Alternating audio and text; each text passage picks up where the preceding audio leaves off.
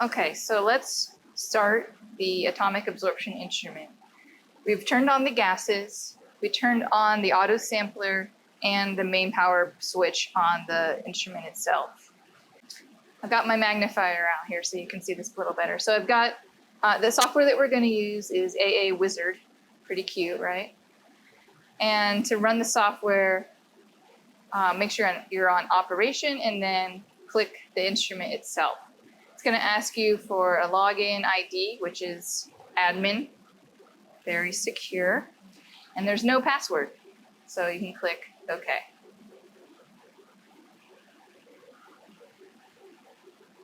So the software opens. There's a thing that pops up is the element selection wizard, but we're going to hold off on doing this right now, so I'm going to go ahead and cancel that. What we're going to do is go up to Instrument Connect.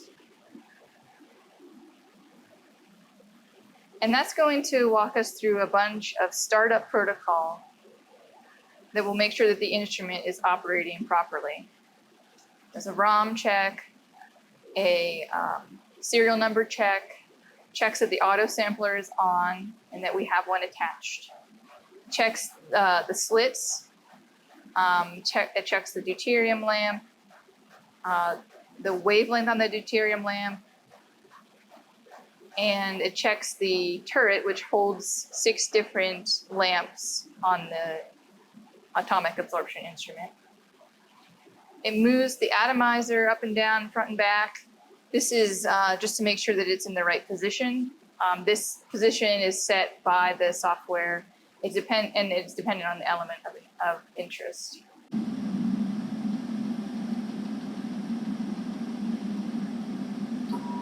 So this is the atomizer position check.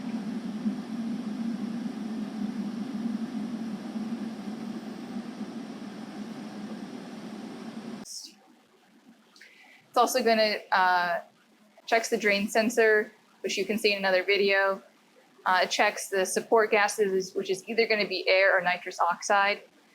The support gas that you choose is dependent on the element of interest. It's also going to make sure that the acetylene pressure in the line is stable and we're not leaking acetylene into the air with these pressure monitors and leak checks. So it's going to run through all of these. You want to see green.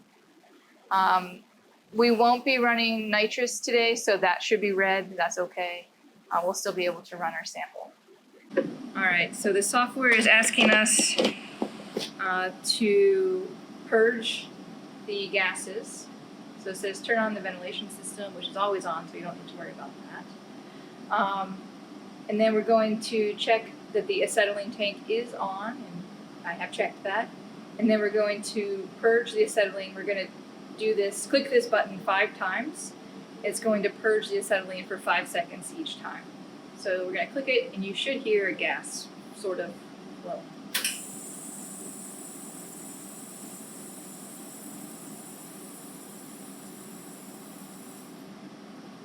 Okay. So that stays grayed out until you compress it again.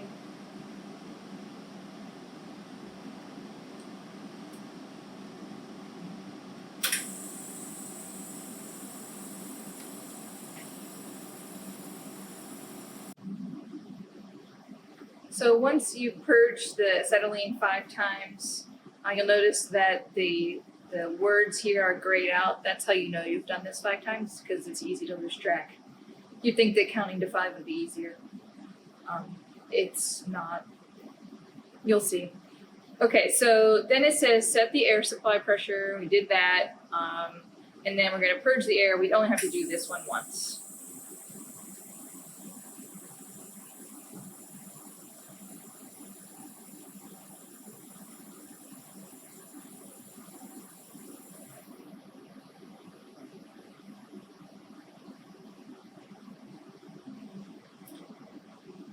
Then we can close this. And this says you can check the safety devices now, which includes the burner select sensor, drain sensor, support gas pressure, which is air. Do we want to check them?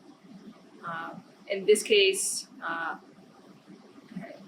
do you want to check them? So This check will last for 30 days. It's been a few days since I've run the last check.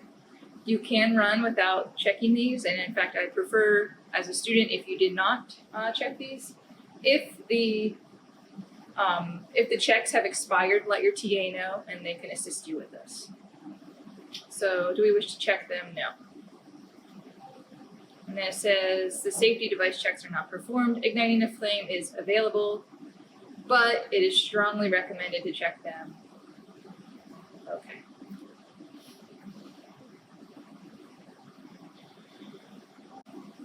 Here it tells us we can check the nitrous oxide gas pressure, and it is expired. We are not igniting a nitrous acetylene flame, so we don't need to check this. So I'm going to select no. If you are running a nitrous oxide flame, then yes, you do need to do the check. The initialization process continues, and it says, the check wasn't executed, this flame can't be ignited, and that's okay. You really have to read these messages. The wording is a little bit, can be a little bit confusing. Fuel gas pressure monitor is checked here. We do need to check this. If you don't check it, you cannot ignite the flame. And it reminds you again to supply the acetylene and the, so you can click OK.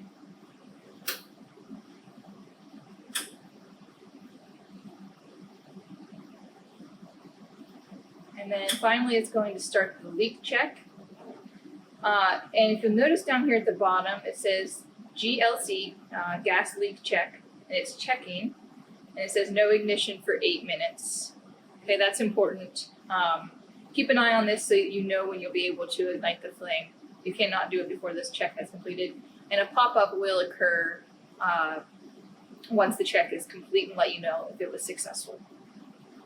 So the next screen is a big list of check boxes, different things to check. I will let you read through these when you get here.